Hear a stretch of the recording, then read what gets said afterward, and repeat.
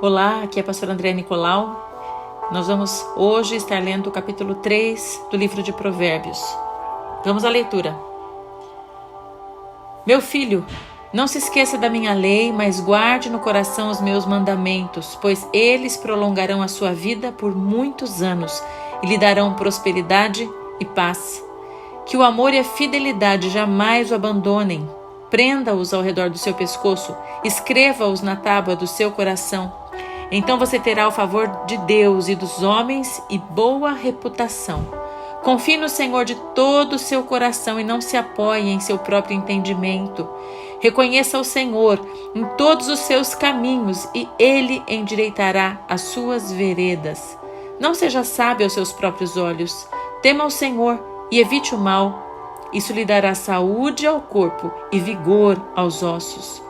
Honre o Senhor com todos os seus recursos e com os primeiros frutos de todas as suas plantações.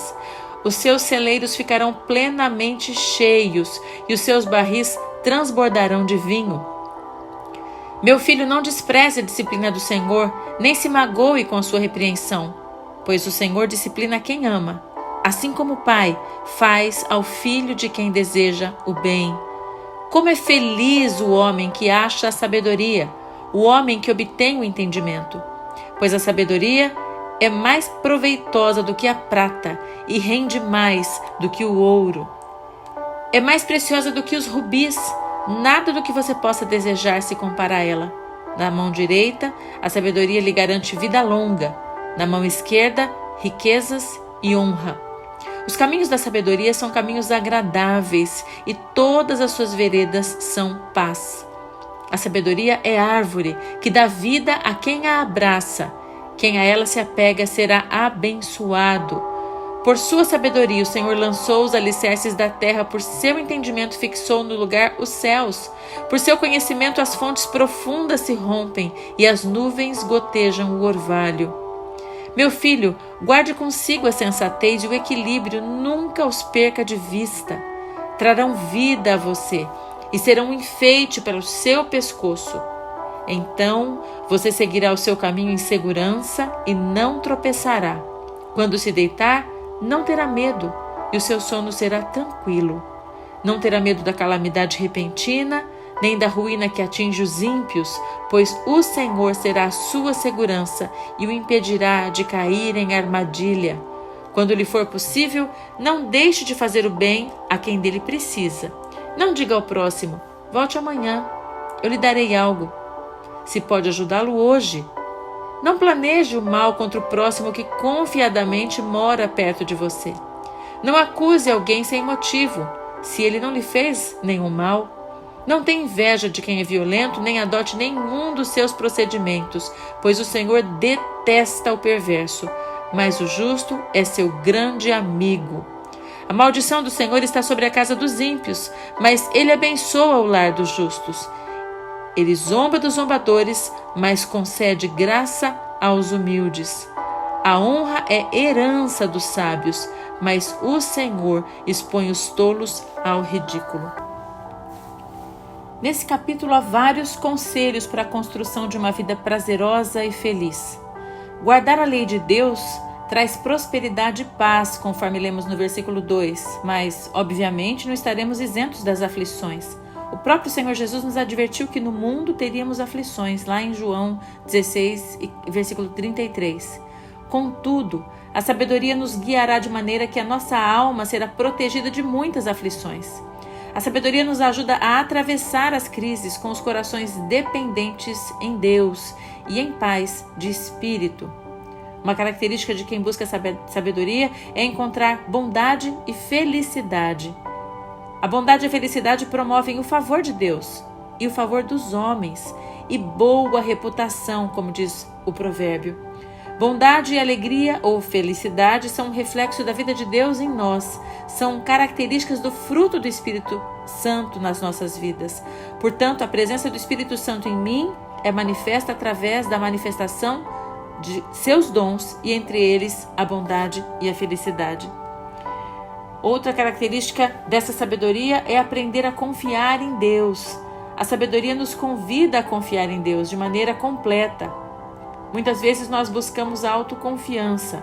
Garantimos que podemos fazer algo e conseguimos vencer as situações por conta própria. Mas essa autoconfiança deve ser substituída pela confiança no Senhor. Quando temos dúvidas, quando temos incertezas, é Ele quem nos ampara. Um outro ensinamento que a sabedoria nos traz é aprendermos a honrar a Deus com os nossos bens. Muitos dizem que essa é uma prática restrita ao Antigo Testamento. Entretanto, Deus abençoa aqueles que são fiéis, contribuindo com a expansão do reino, com o sustento dos ministros que têm a vida dedicada ao serviço do reino, além, obviamente, do socorro aos órfãos, às viúvas e a todos os necessitados. O apóstolo Paulo ensina alguns princípios sobre o sustento dos ministros e eu quero falar um pouco sobre isso, porque eu vejo que é uma das grandes crises das pessoas em relação a ofertarem. Lá em 1 Coríntios, no capítulo 9, versículos 13 e 14, o apóstolo Paulo diz o seguinte: Não sabeis vós que os que administram o que é sagrado comem do que é do templo, e os que de contínuo estão junto ao altar participam do altar? Ele está mencionando aqui o Antigo Testamento. E ele diz aí na sequência, no versículo 14: Assim ordenou também o Senhor aos que anunciam o Evangelho que vivam do Evangelho. Não é mais Antigo Testamento, é Novo Testamento. Em Gálatas 6,6 nós lemos que o que é instruído na palavra reparte de todos os seus bens com aquele que o instrui. É outro princípio do Novo Testamento. E finalmente em 1 Timóteo 5, versículos 17 e 18, nós lemos que os presbíteros que governam bem sejam estimados por dignos de duplicada honra, principalmente os que trabalham na palavra e na doutrina, porque diz a Escritura: Não ligarás a boca do boi que debulha, e digno é o trabalhador do seu salário. Paulo está usando aqui mais uma vez um texto do Antigo Testamento, falando sobre a boca do boi que debulha, que não deve ser amarrada, mostrando um princípio em relação ao sustento do obreiro. E eu quis fazer essas menções porque o texto de Provérbios fala que nós devemos honrar o Senhor com todos os nossos bens. E muitas vezes há uma preocupação de qual destino. Um dos destinos é o sustento do obreiro e o outro destino é o socorro dos órfãos, das viúvas, dos necessitados, a manutenção da obra de Deus de maneira digna. Muitas pessoas têm dificuldade em compreender que seu pastor receba sustento para exercer esse ofício pastoral, mas é bíblico e não está restrito ao Antigo Testamento. Mas Deus, em sua sabedoria, estabeleceu como isso deveria funcionar na sua palavra. É verdade que muitos se escandalizam por causa dos abusos, dos apelos de falsos líderes que se demonstram ambiciosos e têm interesse no lucro, mas há várias exortações bíblicas quanto a estes. Esses vão ter o seu próprio juízo, destino, e Deus cuida de cada um deles. Mas a existência do falso é a prova maior de que existe o verdadeiro. Cabe a cada um de nós buscar discernimento de Deus para saber onde congregar e onde investir os recursos que são sementes, e que essa semente seja plantada em terra boa, em terra curada, em terra produtiva, para que haja uma boa colheita e hajam muitos bons frutos. Voltando ao texto de Provérbios, finalmente o sábio exorta a prática da justiça e da bondade. Deus se agrada profundamente que exerçamos a justiça, sendo seus representantes, sendo seus embaixadores aqui na terra. Lemos em Isaías 58, de 5 a 11, as palavras de Deus ditas quanto a isso. Será esse o jejum que escolhi? Que apenas um dia o homem se humilhe, incline a cabeça como junco, se deite sobre pano de saco? É isso que vocês chamam de jejum? Um dia aceitável ao Senhor? Era assim a prática do jejum no Antigo Testamento. E aí Deus mesmo responde, na verdade ele pergunta: o jejum que desejo não é este? Soltar as correntes da injustiça, desatar as cordas do jugo, pôr em liberdade os oprimidos, romper todo o jugo?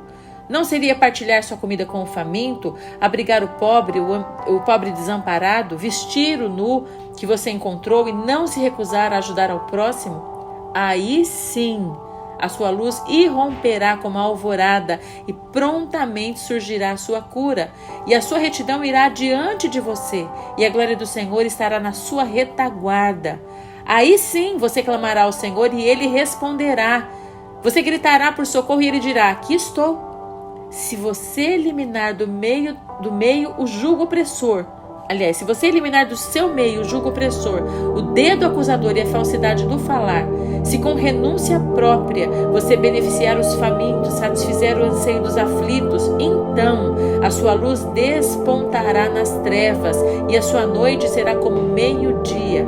O Senhor o guiará constantemente, satisfará os teus desejos numa terra ressequida pelo sol e fortalecerá os teus ossos. Você será como um jardim bem regado, cujas águas nunca faltam. Quantos preceitos preciosos, quantas instruções maravilhosas. Que o Senhor Deus nos guie rumo a essa sabedoria e que o nosso caminhar exale a presença de Deus em nossa jornada por essa vida. Assim seja na minha vida e na sua vida, em nome de Jesus. Deus te abençoe.